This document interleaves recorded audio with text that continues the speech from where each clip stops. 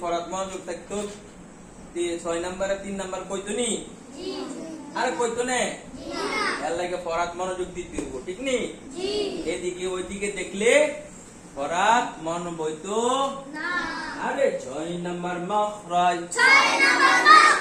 কত number মখরাজ 6 number মখরাজ জিব্বার মধ্যখান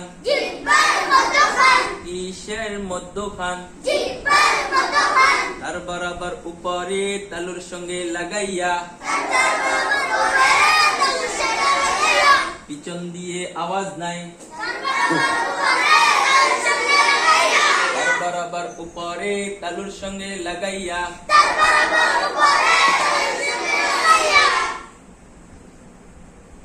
তার বরাবর উপরে তালুর সঙ্গে লাগাইয়া